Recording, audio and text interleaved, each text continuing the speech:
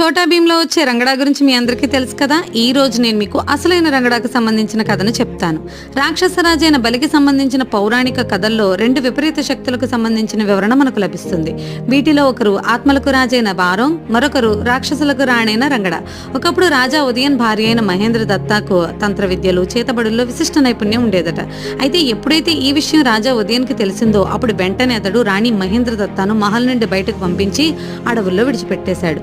అప్పటి నుండే తంత్ర విద్యలపై బాగా అభ్యాసం చేసిన మహేంద్ర దత్త రాక్షసుల రాణైన రంగడాగా మారిపోయింది. ఇక రాజా ఉదయన్ చనిపోయిన తర్వాత రంగడా చేసే చేతబడులు, తంత్ర విద్యల వల్ల రాజ్యం నలుమూలల్లో మృత్యువు, భయంకరమైన వ్యాధులు బలపడ్డాయి. ఇదంతా చూసిన రాజా ఉదయన్ కొడుకు రాజా ఏర్లంగా రంగడా ఆట కట్టించడానికి ఆత్మల రాజైన బారోంగ్ని ఆహ్వానించాడు. ఇక అప్పుడు మంచి చెడులకు మధ్య యుద్ధం మొదలైంది. చాలా కాలం పాటు కొనసాగిన ఈ యుద్ధంలో చివరిగా బారోంగ్ విజయం సాధించి రంగడాను తిరిగి అడవుల్లోకి పంపేశాడు.